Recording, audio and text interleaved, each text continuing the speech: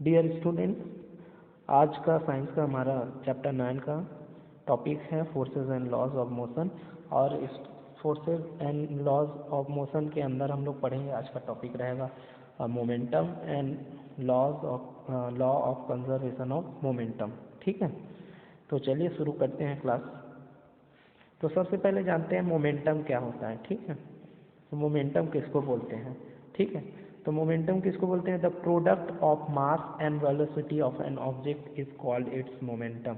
Product मतलब क्या करना है? मल्टीप्लाई करना है। ठीक है, किसको किसको मल्टीप्लाई करना है? कोई एक ऑब्जेक्ट दिया हुआ है। ठीक है, कोई भी ऑब्जेक्ट है, उसका मास मतलब उसका भार कितना है। ठीक है, वजन कितना है, कोई ऑब्जेक्ट का मास और उसकी वेलोसिटी की वो कितने स्पीड से जा रही है। ठीक है, कोई ऑब्जेक्ट कितने स्पीड से जा रही है, उसकी मास और उसके वेलोसिटी को हम लोग क्या करेंगे? मल्टीप्लाई करेंगे, उसका प्रोडक्ट निकालेंगे। तो उसको बोलते हैं, उस ऑब्जेक्ट का वो क्या हो जाएगा? मोमेंटम हो जाएगा। उसके मास को कितना वजन है और कितने स्पीड से वो जा रहा है, वेलोसिटी कितनी है, उन दोनों को मल्टीप्लाई करोगे तो उसको उस ऑब्जेक्ट का क्या बोलते हैं? मोमेंटम बोलते हैं। ठीक है, तो फिर मोमेंटम इज इक्वल टू क्या हो जाएगा? Mass into velocity. ये मास किसकी है? उस ऑब्जेक्ट की रहेगी, वो जितना भारी रहेगा वो रहेगा। ठीक है, और वेलोसिटी किसकी रहेगी? वो कितने स्पीड से जा रही है वो ऑब्जेक्ट। ठीक है, तो ये होगा। अब मास को हम लोग किस में लिखते हैं? किलोग्राम में लिखते हैं। ठीक है, मास को हम लोग किस में लिखते हैं? किलोग्राम में। और वेलोसिटी को मीटर पर सेकंड में लिखते हैं। ठीक है, ये इसका यूनिट है। मास कैसा यूनिट? किलोग्राम, और वेलोसिटी का मीटर पर सेकंड। ठीक है, तो मोमेंटम को मान लेते हैं हम लोग पी ले लेते हैं। क्या ले लेते हैं? पी ले लेते हैं। तो फिर मास एम हो जाएगा और वेलोसिटी वी। तो फिर momentum P is equal to क्या हो जाएगा? एम इंटू वी, या P is equal to M V भी बोल सकते हैं, एम वी। ठीक है, तो ये हुआ मास मोमेंटम का फॉर्मूला। ठीक है, जहाँ पी क्या है? मोमेंटम है, एम क्या है? मास है उस ऑब्जेक्ट का, और वी क्या है? उस ऑब्जेक्ट का वेलोसिटी है कि वो कितनी स्पीड से जा रही है। ठीक है, अगर इसका एसआई यूनिट निकालें मोमेंटम का, तो the SI unit of momentum is kilogram metre per second. ठीक है, ये किलोग्राम मीटर पर सेकंड कैसे आया? देखो, मास का ऐसा यूनिट होता है किलोग्राम, अब इसके साथ मल्टीप्लाई हुआ है वेलोसिटी। वेलोसिटी का ऐसा यूनिट होता है मीटर पर सेकंड। तो दोनों को मल्टीप्लाई कर देंगे तो किलोग्राम मीटर के साथ मल्टीप्लाई हो जाएगा, और ये वेलोसिटी पर सेकंड था तो वो सेकंड नीचे में ही रहेगा। ठीक है, इन दोनों के नीचे डिवाइड में रहेगा। तो ये क्या हो जाएगा? इसका ऐसा यूनिट मोमेंटम का किलोग्राम मीटर पर सेकंड। ठीक है, अगर हम लोग को किसी ऑब्जेक्ट का मोमेंटम निकालना रहेगा कि उसका मोमेंटम कितना है, तो हम लोग उसके मास को और उसके वेलोसिटी को कितनी स्पीड से जा रही है और उसका जो मास है उसको मल्टीप्लाई कर देंगे, तो उस ऑब्जेक्ट का क्या हम लोग को पता चल जाएगा? मोमेंटम पता चल जाएगा। ठीक है, अब किसी का मोमेंटम जितना ज़्यादा रहेगा, किसी का मास जितना ज़्यादा रहेगा तो उसका मोमेंटम भी उतना ज़्यादा रहेगा। कोई चीज़ बहुत ज़्यादा भारी रहती है और जिस वेलोसिटी से स्पीड में आती है तो वो ज़्यादा जोर से लगेगी कि ना? जितनी छोटी चीज़ उतनी ज़ोर से नहीं लगेगी। जितने अगर छोटी चीज़ मान लेते हैं 30 किलोमीटर पर आवर की स्पीड से आ रही है और उससे बड़ी चीज़ 30 किलोमीटर पर आवर की स्पीड से ही आ रही है, तो फिर दोनों अगर किसी चीज़ से टकराएगी तो किसका मोमेंटम ज़्यादा होगा? बड़ी चीज़ का होगा।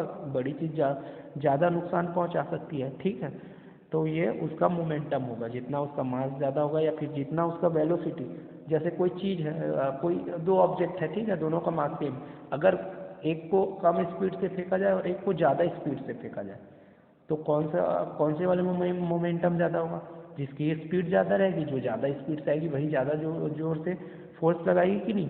ठीक है, ज़्यादा नुकसान पहुंचा सकती है। तो वेलोसिटी भी अगर ज़्यादा होगी तो भी उसका मोमेंटम क्या होगा? ज़्यादा होगा। ठीक है, अब देखते हैं इसके बाद law of conservation of momentum. ठीक है, अब इसका लॉ क्या बोलता है कि कंजर्वेशन ऑफ मोमेंटम। ठीक है, तो व्हेन टू और more objects collide to each other, दो या दो से ज़्यादा ऑब्जेक्ट, टू और मोर ऑब्जेक्ट क्या होता है? कोलाइड होता है, मतलब एक दूसरे से टकराता है। ठीक है, देयर मोमेंटम रिमेन्स कांस्टेंट, उन दोनों का मोमेंटम, उसका टोटल मोमेंटम क्या रहता है? हमेशा कांस्टेंट रहता है। आपको कैसे कांस्टेंट रहता है मैं आगे बताता हूँ। और conserve provided there is no external unbalance force acting on them. ठीक है, कोई दो ऑब्जेक्ट अगर एक दूसरे के साथ कोलाइड होगा, टकराएगा, तो फिर उसका मोमेंटम क्या होगा? हमेशा क्या रहेगा, कांस्टेंट रहेगा। ठीक है, कभी चेंज नहीं होगा। कैसे होगा वो मैं बताता हूँ। अब अगर इसमें हम लोग ये बताएं कि कोई दो ऑब्जेक्ट है, एक मान लेते हैं, एक का मास है m1 और दूसरे का मास है m2। ठीक है, और एक की स्पीड है, वेलोसिटी है u1 और दूसरे की स्पीड है u2। ठीक है, तो फिर अगर वो दोनों क्या होती है, कोलाइड होती है।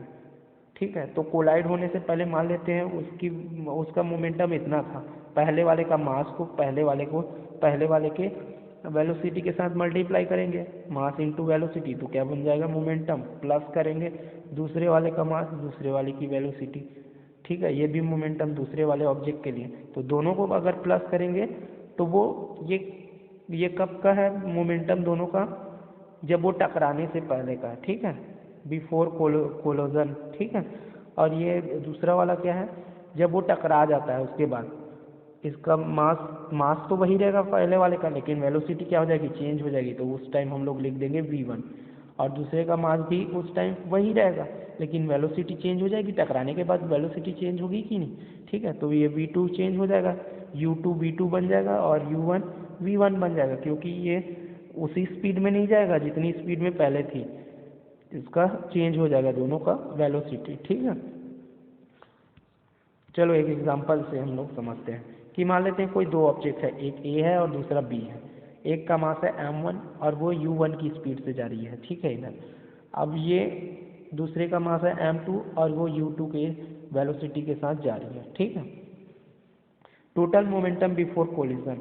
ठीक है, तो पहले ये कोलिजन होने से पहले, टकराने से पहले उसका टोटल मोमेंटम कितना होगा, इसका मोमेंटम निकालेंगे m1 इंटू u1, तो फिर टोटल निकालना है तो दोनों का प्लस करेंगे, m2 प्लस u2। ये पहले वाले का मोमेंटम है मास इंटू वेलोसिटी, और ये दूसरे वाले का मोमेंटम है मास इंटू वेलोसिटी।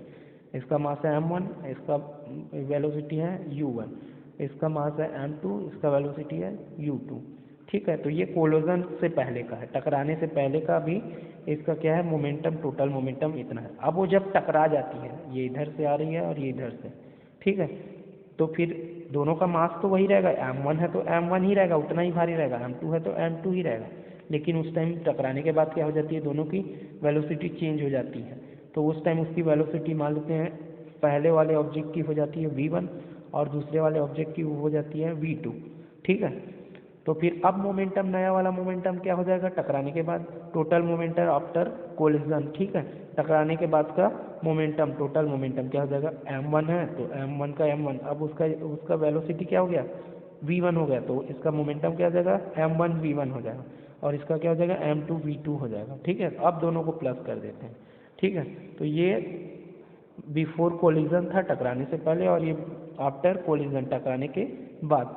तो ये हमेशा क्या रहता है, कांस्टेंट रहता है, मतलब ये टोटल जितना आएगा उतना ही टकराने के बाद इसकी भी वैल्यू उतनी ही आएगी, अगर दोनों का हम लोग टोटल निकालेंगे तो कोलिजन का। ठीक है, मोमेंटम, टकराने के बाद का दोनों का मोमेंटम प्लस करेंगे और टकराने से पहले दोनों के मोमेंटम को प्लस करेंगे, तो दोनों की वैल्यू हमेशा इक्वल रहती है, कांस्टेंट रहती है, कभी चेंज नहीं होती है। ठीक है, या फिर एक ऐसे एग्जांपल से भी देख लेते हो कि एक गाड़ी आ रही है, उसका मास कितना है, 1000 kg।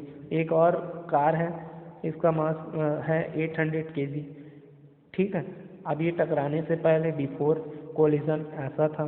ठीक है, इसका जो वेलोसिटी है वो है 5 मीटर पर सेकंड, और ये कार की वेलोसिटी है 2 मीटर पर सेकंड। ठीक है, अब मोमेंटम अभी दोनों का निकालेंगे तो क्या हो जाएगा, इतना हो जाएगा, इसके मास को और इसके वेलोसिटी को मल्टीप्लाई करेंगे तो ये कितना हो जाएगा, 5000 किलोग्राम मीटर पर सेकंड हो जाएगा। इसकी मोमेंटम इतनी हो जाएगी, और इसकी कितनी हो जाएगी, 800 इंटू 2, तो ये हो जाएगी 1600 किलोग्राम मीटर पर सेकंड। ये बिफोर कोलिजन था। ठीक है, दोनों को प्लस कर देंगे, इसको और इसको।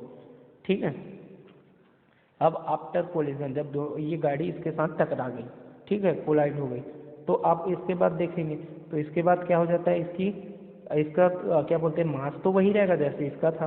ठीक है, और इसका भी मास वही रहेगा जैसे इसका था, लेकिन इसकी जो वेलोसिटी क्या हो गई, चेंज हो गई, पहले 5 मीटर पर सेकंड थी, अब 3.4 मीटर पर सेकंड हो गई है। ठीक है, तो इसका हम लोग को कैलकुलेट करना है, तो हम लोग क्या करेंगे, सबकी वैल्यू पुट कर देंगे, ये दोनों ये दोनों ये दोनों और इसकी वैल्यू, तो फिर इसकी हम लोग को वेलोसिटी मतलब v2 हम लोग फाइंड कर सकते हैं उस फॉर्मूले से।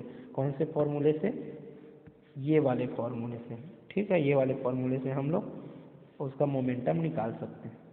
ठीक है, या फिर वेलोसिटी निकाल सकते हैं किसी का, या किसी का मास निकाल सकते हैं। ठीक है।